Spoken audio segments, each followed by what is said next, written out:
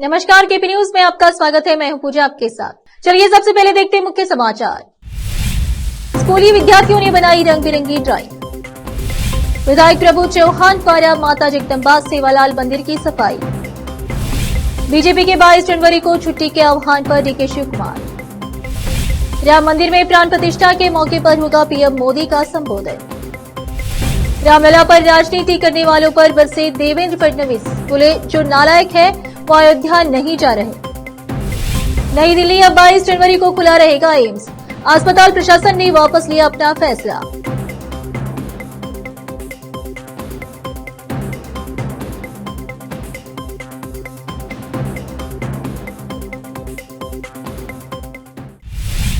अब समाचार विस्तार से। भालकी के रोटरी क्लब भालकी फोर्ट द्वारा 21 जनवरी 2024 रविवार को भालकी तालुका द्वारा ड्राइंग स्पर्धा आयोजन किया गया। इस अवसर पर भालकी तालुके के अनेक स्कूल 1500 से अधिक छात्रों को छोड़कर मेरे भाग के लिए 3 विभाग में प्रतिस्पर्धा आयोजन किया गया। प्राथमिक, उच्च प्राथमिक और हाई स्कूल छात्र द्वारा रंगीन ड्राइंग बनाए गए। इस अवसर पर रोटरी क्लब भालकी के अध्यक्ष डॉक्टर विलास कांसे, सचिव सागर नायक, डॉक्टर शशिकांत, प्रसिद्ध बाल विशेषज्ञ डॉक्टर युवराज यादव, डॉक्टर वसंत पवार, हृदय रोग विशेषज्ञ डॉक्टर गुडेराव शोडले, डॉक्टर सज्जन, डॉक्टर विक्रम देवप्पा, डॉक्टर नितिन पाटिल और अन्य उपस्थित रहे। भालकी से संवाददाता सैमुल की रिपोर्ट। पूर्व मंत्री और विधायक प्रभु बी चौहान ने अयोध्या के राम मंदिर के उद्घाटन की पृष्ठभूमि में प्रधानमंत्री नरेंद्र मोदी की इच्छा के अनुसार स्वग्राम बोंटी टांडा में इच्छा पूर्ति माता जगदम्बा और सेवालाल मंदिर की सफाई की। हाल ही में उन्होंने कमलनगर तालुका के संगमेश्वर मंदिर में सफाई अभियान चलाया। पार्टी कार्यकर्ता और राम भक्त अपने अपने गांवों के मंदिर में सफाई अभियान चला रहे हैं। 22 जनवरी को अयोध्या में राम मंदिर के उद्घाटन के मद्देनजर गांव में पूजा कार्यक्रम आयोजित करने के लिए सभी तरह की तैयारियां की गई है। होम हवन, पूजा, मंत्रोच्चार जैसी विभिन्न धार्मिक गतिविधियां आयोजित की जाएंगी। इस पृष्ठभूमि में गांव में इच्छा पूर्ति माता जगदम्बा सेवालाल महाराज और रामराव महाराज के मंदिरों की सफाई की गई। इस मौके पर उन्होंने कहा कि अयोध्या में राम मंदिर बनाने के लिए कई महापुरुषों ने संघर्ष किया है। अनेक कार सेवकों, संतों, महात्माओं ने बलिदान दिया है, संघर्ष किया है। इन सब के परिणाम स्वरूप आज अयोध्या में राम मंदिर का निर्माण हुआ। इस दिन को मनाने के लिए पूरे निर्वाचन क्षेत्र में राम भक्तों और पार्टी कार्यकर्ताओं द्वारा पूजा, पुनस्कार, होम हवन और अन्नदासों कार्यक्रम आयोजित किए जा रहे हैं। उन्होंने सभी से अपने घरों में रोशनी कर दिवाली मनाने की अपील की। इस अवसर पर सचिन राठौड़, अनिल बिरादर, सचिन बिरादर, धनाजी राठौड़, संतोष पुजारी आदि नेता एवं ग्रामीण उपस्थित थे। संवाददाता आलिम पाशा की रिपोर्ट। बेंगलुरु शिक्षक निर्वाचन क्षेत्र का उपचुनाव 16 फरवरी को होगा। इस पृष्ठभूमि में दोस्ती पार्टियों की ओर से गठबंधन की पहली चुनावी बैठक पूर्व सीएम बीएस येदियुरप्पा के डॉलर्स कॉलोनी स्थित आवास पर हुई। बीजेपी जेडीएस पार्टी ने बेंगलुरु शिक्षक निर्वाचन क्षेत्र के लिए गठबंधन उम्मीदवार उतारने का फैसला किया है। आज हुई बीजेपी और जेडीएस की संयुक्त बैठक को लेकर पूर्व सीएम एचडी कुमारस्वामी ने ये बात कही। हमने आगामी विधान परिषद चुनाव को लेकर चर्चा की है। हम आज की चर्चा से आलाकामना नेताओं को अवगत कराएंगे। यहाँ से एक मैसेज आएगा। उन्होंने कहा कि वे आगामी स्थानीय चुनाव के संबंध में मिलकर काम करेंगे। बाद में बोलते हुए उन्होंने कहा कि आज की बैठक में दोनों पार्टियों के अहम नेताओं ने येदियुरप्पा के घर पर बैठक की। पहले चरण में हमारी पहली मुलाकात हुई। आगामी विधान परिषद चुनाव के लिए उपचुनाव होना है। हमने उम्मीदवार चयन पर चर्चा की। हम बीजेपी आलाकामना को सूचित करेंगे। हम यहां से अगले चुनाव के लिए संदेश देने जा रहे हैं। आइए मिलकर मोदी का हाथ मजबूत करें। उन्होंने कहा कि राज्य में खराब सरकार है और इसे हटाया जाना चाहिए। पूर्व सीएम येदियुरप्पा बोले और हम सभी ने विधान परिषद में ही चर्चा की। हम दिल्ली को चर्चा से अवगत कराएंगे। आइए मिलकर चुनाव का सामना करें। एमएलसी चुनाव आ गया। उन्होंने कहा कि हम मिलकर इसका सामना करेंगे। बेंगलुरु शिक्षक निर्वाचन क्षेत्र के उपचुनाव की पृष्ठभूमि में जेडीएस के एपी रंगनाथ को गठबंधन उम्मीदवार के रूप में चुना गया है। दोस्ती मीटिंग में जेडीएस के एपी रंगनाथ का नाम आया। बलराम की स्थापना के बाद 2 पार्टियां घोषणा करने को तैयार है। फिलहाल एक छोटा सा ब्रेक।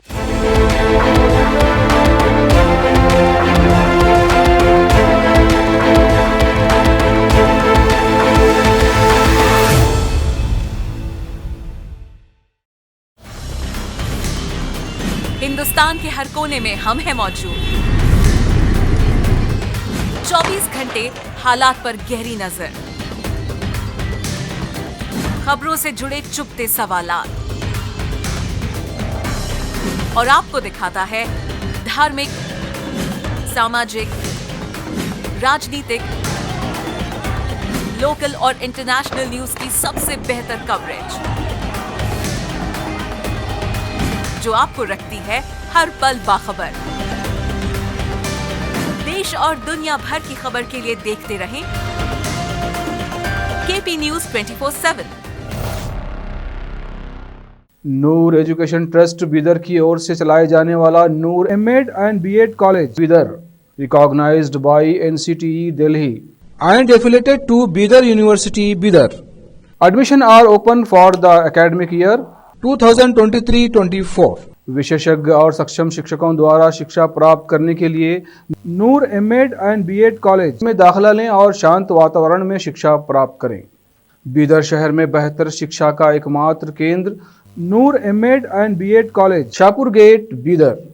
Phone numbers 9945283920, 8482221297।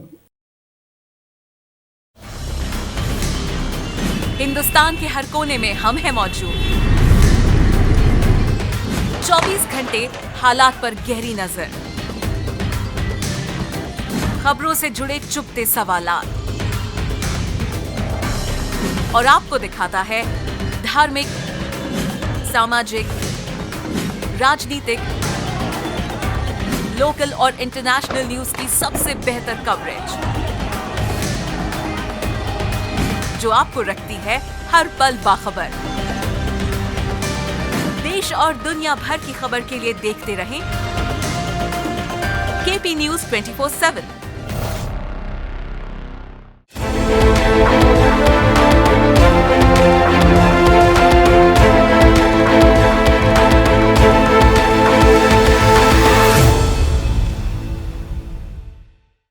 ब्रेक के बाद आपका स्वागत है। आइए देखते हैं समाचार। कर्नाटक के उप मुख्यमंत्री डीके शिवकुमार ने 22 जनवरी को अयोध्या राम मंदिर में प्राण प्रतिष्ठा समारोह के लिए सार्वजनिक अवकाश घोषित नहीं करने के अपने सरकार के फैसले का बचाव करते हुए कहा कि वे अपनी भक्ति या धर्म का प्रचार नहीं करेंगे। कर्नाटक सरकार ने कहा, हमारी भक्ति, हमारा सम्मान, हमारा धर्म, हम इसका प्रचार नहीं करेंगे। किसी ने हमसे यह नहीं पूछा, लेकिन हमारे मंत्री मंदिरों में पूजा कर रहे हैं। हमारी प्रार्थनाएं फल देंगे। हम सभी से प्रार्थना करने के लिए कह रहे हैं, उप मुख्यमंत्री ने कहा। उन्होंने कहा, सिद्धरामैया के नाम में राम है, मेरे नाम है शिव है। किसी को हमें कुछ सिखाने या दबाव डालने की जरूरत नहीं है। हम अपना कर्तव्य निभाएंगे। भाजपा 22 जनवरी को राज्य में सार्वजनिक अवकाश घोषित नहीं करने के लिए कर्नाटक सरकार पर निशाना साध रही है। जब अयोध्या में राम मंदिर का अभिषेक समारोह होना है, देश भर के कई राज्यों ने 22 जनवरी को सार्वजनिक अवकाश की घोषणा की है। गौरतलब है कि कर्नाटक के मुख्यमंत्री सिद्धरामैया और डीके शिवकुमार दोनों ही अयोध्या में मंदिर प्रतिष्ठा समारोह में शामिल नहीं होंगे। पत्रकारों द्वारा यह पूछे जाने पर कि कांग्रेस आलाकमान ने समारोह में भाग लेने का फैसला क्यों नहीं किया, डीके शिवकुमार ने कहा कि भाजपा शासित केंद्र यह तय करने में पिक एंड चूज पद्धति अपना रही है कि समारोह में किसे शामिल होना चाहिए। वे भाजपा नेताओं को चुन रहे हैं। देश में बहुत सारे नेता और मुख्यमंत्री हैं। यह कोई निजी संपत्ति नहीं है, यह सार्वजनिक संपत्ति है। हर धर्म और प्रतीक किसी व्यक्ति का नहीं है, कर्नाटक के डिप्टी सीएम ने कहा। अयोध्या में 22 जनवरी यानी सोमवार को राम मंदिर का भव्य उद्घाटन होना है। इस कार्यक्रम के लिए पूरे देश में तैयारियां की जा रही है। इस विशेष कार्यक्रम के लिए देश के प्रधानमंत्री नरेंद्र मोदी विशेष यजमान हैं। पीएम मोदी के हाथों द्वारा ही राम मंदिर का उद्घाटन किया जाएगा। इस कार्यक्रम में पीएम मोदी के अलावा देश और दुनिया से मेहमान अयोध्या पहुंच रहे हैं। पीएम मोदी के 22 जनवरी के सरकारी कार्यक्रम की डिटेल सामने आ गई है। पीएम मोदी सोमवार 22 जनवरी को सुबह 10:25 पर अयोध्या एयरपोर्ट पहुंचेंगे और 10:55 पर श्री राम जन्मभूमि मंदिर पहुंचेंगे। दोपहर 12:05 पर श्री राम जन्मभूमि मंदिर अयोध्या में प्राण प्रतिष्ठा और पूजा करेंगे। इसके बाद पीएम मोदी श्री राम की प्रतिमा का नेत्र आवारण खोलेंगे और राम प्रतिमा को जल से स्नान कराया जाएगा। दोपहर 1 बजे अयोध्या में सार्वजनिक कार्यक्रम में हिस्सा लेंगे। दोपहर 2:15 पर कुबेर टीला पर शिव मंदिर में दर्शन और पूजा करेंगे। प्राण प्रतिष्ठा समारोह में 8,000 से ज्यादा मेहमान शामिल होंगे, जिसमें देश के प्रधानमंत्री से लेकर बड़े बड़े संत, राजनेता, अभिनेता और अन्य लोग शामिल हैं। राम मंदिर निर्माण समिति के अध्यक्ष नृपेंद्र मिश्र ने जानकारी दी है कि पीएम मोदी श्री राम मंदिर में प्राण प्रतिष्ठा के मौके पर जनसभा को संबोधित करेंगे। मंदिर के सामने एक केंद्रीय शिखर और 2 पार्श्व शिखरों तथा खुले मंच पर कुर्सियां लगाई जाएंगी। इस जनसभा में 6000 कुर्सियां लगाई जाएंगी। राम की नगरी अयोध्या में 22 जनवरी यानी सोमवार को रामलला की प्राण प्रतिष्ठा का कार्यक्रम होने वाला है। गर्भगृह में रामलला की मूर्ति स्थापित की जा चुकी है। शुक्रवार को रामलला की मूर्ति की पहली झलक भी सामने आई। कार्यक्रम की तैयारियां जोरों पर चल रही है। मंदिर के गर्भगृह में आज रामलला की मूर्ति को स्नान कराया जाएगा। ये स्नान रामलला को 100 से ज्यादा कलशों के विभिन्न औषधीय जल से कराया जाएगा। भगवान श्री राम की प्रतिमा की प्राण प्रतिष्ठा हेतु 7 दिवसीय अनुष्ठान किया जा रहा है। इसी क्रम में रामलला की प्राण प्रतिष्ठा से 2 दिन पूर्व पुष्पा दिवस, शर्कराधिवास और फलाधिवास अनुष्ठान किया गया। अयोध्या में कल होने वाले राम मंदिर प्राण प्रतिष्ठा समारोह से पहले कारसेवकपुरम को फूल से सजाया गया है। बता दें कि मंदिर का शिखर अभी अस्थायी तौर पर लकड़ी से बनाया गया है। हालांकि बाद में शिखर को पत्थर से निर्माण किया जाएगा। वहीं राम मंदिर का गर्भगृह मुख्य आकर्षण का केंद्र है। यहीं पर रामलला को स्थापित किया जाएगा। इसके अलावा प्रभु राम के लिए 3 फुट ऊंचा सिंहासन बनाया गया है, जो बेहद खूबसूरत है। अयोध्या में भगवान राम का भव्य मंदिर बनकर तैयार हो रहा है।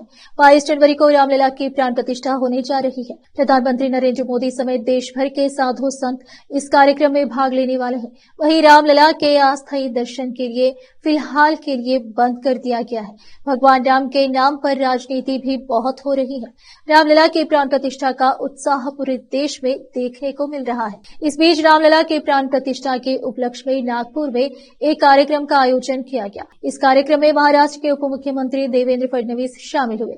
इस दौरान देवेंद्र फडणवीस ने रामलला के नाम पर राजनीति करने वालों पर निशाना साधा। उन्होंने कहा कि जो लोग नालायक हैं वो अयोध्या नहीं जा रहे हैं। बता दें कि इस दौरान उन्होंने हिंदू जागो नाम से एक गीत को भी गाया। इस कार्यक्रम में देवेंद्र फडणवीस ने कहा कि 6 दिसंबर 1992 में हमारा नारा था, रामलला हम आएंगे, मंदिर वही बनाएंगे। फिर नारा बदला, रामलला हम आएंगे, भव्य मंदिर बनाएंगे, और यह भव्य मंदिर वहां बन चुका है। उन्होंने कहा कि आज भी ऐसे लोग हैं जो कहते हैं कि हम 22 जनवरी को अयोध्या नहीं जाएंगे। उन्होंने विपक्षी नेताओं पर निशाना साधते हुए कहा कि ये लोग किस मुंह से अयोध्या जाएंगे। ये लोग हैं जिन्होंने साल 2007 में सुप्रीम कोर्ट में हल्फनामा दायर करते हुए भगवान राम को काल्पनिक बताया था। इन नेताओं ने अपने हल्फनामा में कहा कि राम का कोई मंदिर वहां था ही नहीं। इस बात का कोई सबूत नहीं है कि राम जी का जन्म अयोध्या में हुआ था। उन्होंने कहा कि इन लोगों ने अपने हल्फनामे में यह भी कहा था कि राम सेतु नाम का कोई अस्तित्व नहीं है। जो लोग नालायक हैं वह अयोध्या नहीं जा रहे हैं। इस खास मौके पर महाराष्ट्र के उप मुख्यमंत्री ने लोगों के सामने जागो हिंदू जागो गाना भी गाया। अखिल भारतीय आयुर्विज्ञान संस्थान यानी AIIMS ने नई दिल्ली 22 जनवरी 2024 को खुला रहेगा। इस संबंध में एक आधिकारिक नोटिस जारी किया गया है। जारी किए गए नोटिस के मुताबिक एम्स नई दिल्ली में 22 जनवरी 2024 यानी सोमवार को OPD, सभी इमरजेंसी सेवाएं और क्लिनिकल सर्विसेज खुली रहेंगी। बता दें कि राम मंदिर अयोध्या में रामलला प्राण प्रतिष्ठा को लेकर OPD को बंद रखने के फैसले को वापस ले लिया गया है। यह फैसला मरीजों को कोई असुविधा न हो, इसे ध्यान में रखकर लिया गया है। नोटिस में लिखा गया है कि सभी केंद्रों के प्रमुखों, विभाग अध्यक्षों, इकाइयों और शाखा अधिकारियों से अनुरोध है कि वे इस नोटिस को काम करने वाले सभी कर्मचारियों के ध्यान में लाए। बता दें कि शनिवार को संस्थान ने घोषणा की थी कि उसकी OPD 22 जनवरी को दोपहर 2:30 पर बंद रहेगी। साथ ही आपातकालीन और महत्वपूर्ण सेवाएं सामान्य रूप से काम करेंगी, लेकिन अब इस फैसले को वापस ले लिया गया है। अब फिलहाल एक छोटा सा ब्रेक।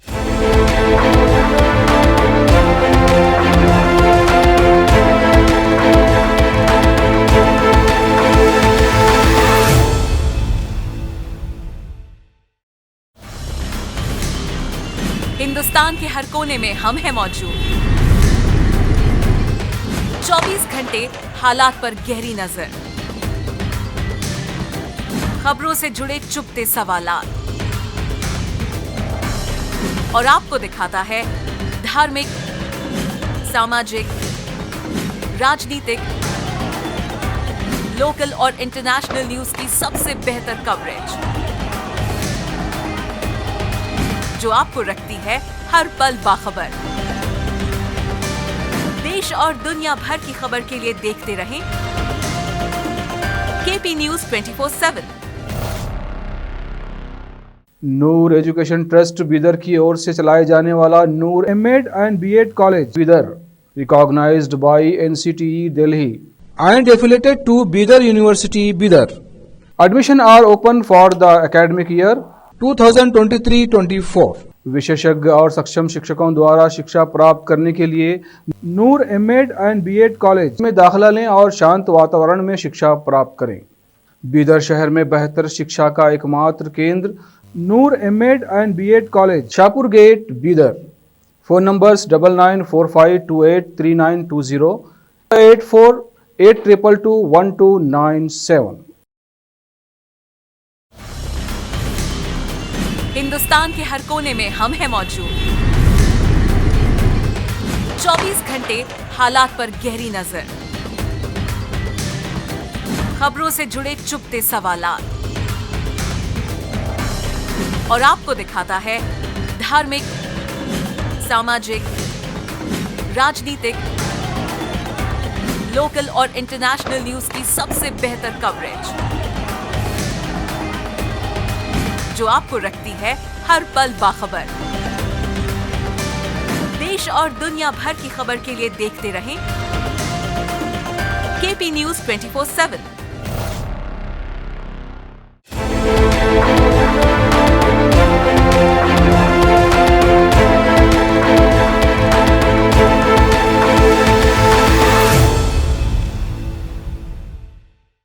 ब्रेक के बाद आपका स्वागत है। आइए देखते हैं समाचार।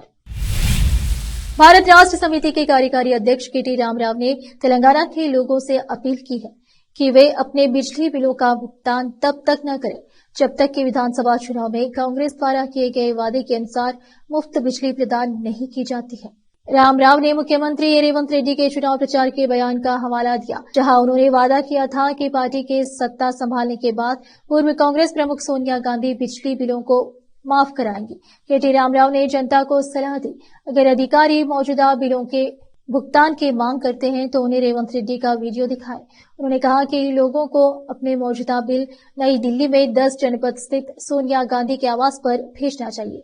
बीआरएस नेता ने जोर देकर कहा कि कांग्रेस को गृह ज्योति योजना के तहत मुफ्त बिजली प्रदान करने और किराए के घरों में रहने वाले किराएदारों को लाभ देने की अपनी प्रतिबद्धता को पूरा करना चाहिए। इस दौरान राव ने कांग्रेस सरकार से महालक्ष्मी योजना के तहत राज्य के प्रत्येक महिला को तुरंत 2,500 रुपए का वितरण शुरू करने का आग्रह किया।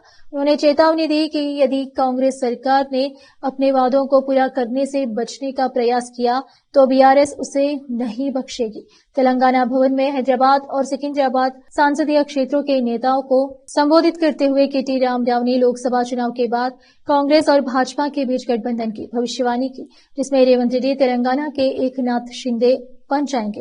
रेवंत रेड्डी के बयानों की आलोचना करते हुए राव ने उन्हें बीआरएस के खिलाफ कार्रवाई पर विचार करने से पहले निर्धारित 100 दिनों के भीतर वादे पूरे करने पर ध्यान केंद्रित करने की सलाह दी। बीआरएस को दफनाने के सीएम रेवंत रेड्डी के बयान का जवाब देते हुए केटी रामाराव ने इस तरह के कृत्य के पीछे के उद्देश्यों पर सवाल उठाया और तेलंगाना के विकास के लिए बीआरएस की स्थायी प्रतिबद्धता पर प्रकाश डाला। इस दौरान केटी रामाराव ने इस बात पर जोर दिया कि बीआरएस अभी या भविष्य में भाजपा के साथ कोई गठबंधन नहीं करेगी। उन्होंने कहा कि पार्टी के पास राज्य में भाजपा के प्रभाव को रोकने की ताकत है। रामाराव ने चुनौतियों का सामना करने में बीआरएस के लचीलेपन पर प्रकाश डाला और कहा कि यह दर्शाता है कि विधानसभा चुनाव परिणाम केवल एक अस्थायी झटका था। मणिपुर आज अपना 52वां राज्य दिवस मना रहा है। मणिपुर ने सन 1972 में राज्य का दर्जा प्राप्त किया था। पूर्वोत्तर राज्य में मैतेई और कुकी के बीच जातीय हिंसा के कारण जारी तनाव के बीच मणिपुर का राज्य दिवस मनाया जा रहा है। राज्य दिवस समारोह को लेकर मुख्यमंत्री एन बीरेन सिंह ने कहा, भले ही हमें 1972 में ही राज्य का दर्जा दिया गया था, लेकिन मैं उन तत्वों की वजह से पूरी तरह संतुष्ट नहीं हूं जो राज्य को विभाजित करने की कोशिश कर रहे हैं। उन्होंने कहा, मेरा सभी सुरक्षा बलों से विनम्र अनुरोध है कि वे इस विशेष मुद्दों पर गंभीरता से ध्यान केंद्रित करें और निर्दोष लोगों के जीवन की रक्षा करें। इसके अलावा राष्ट्र के साथ साथ राज्य की क्षेत्रीय अखंडता को बरकरार रखें। भारत के 7 बिगड़े रिश्तों के बीच शनिवार को मालदीव ने भारतीय विमान को मंजूरी देने से इनकार कर दिया। यह घटना भारत के एक 14 साल के मासूम के लिए जिंदगी और मौत का सवाल बन गई। दरअसल मालदीव में एक 14 वर्षीय लड़के की कथित तौर पर सिर्फ इसलिए मौत हो गई क्योंकि मोइजू ने उसे एयरलिफ्ट के लिए भारत द्वारा प्रदान किए गए डोनियर विमान का उपयोग करने की मंजूरी देने से इनकार कर दिया। बता दें कि यह घटनाक्रम ऐसे समय में आया है जब मालदीव के मंत्रियों द्वारा प्रधानमंत्री नरेंद्र मोदी के प्रति की गई अपमानजनक टिप्पणियों के बाद हाल ही में भारत और द्वीप समूह राष्ट्र के बीच राजनयिक संबंध खराब हो गए हैं। आखिर में फिर एक बार देखते हैं मुख्य समाचार। स्कूली विद्यार्थियों ने बनाई रंग बिरंगी ड्राइंग। विधायक प्रभु चौहान द्वारा माता जगदम्बा सेवालाल मंदिर की सफाई। बीजेपी के 22 जनवरी को छुट्टी के आह्वान पर डीके शिव कुमार।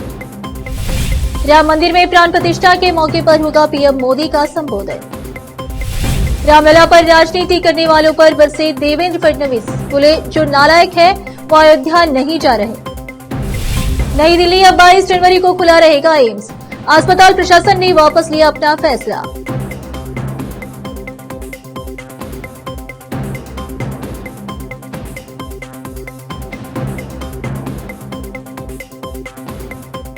देश और दुनिया की ताजा खबरों के लिए देखते रहिए आपका अपना चैनल केपी न्यूज 24/7। धन्यवाद।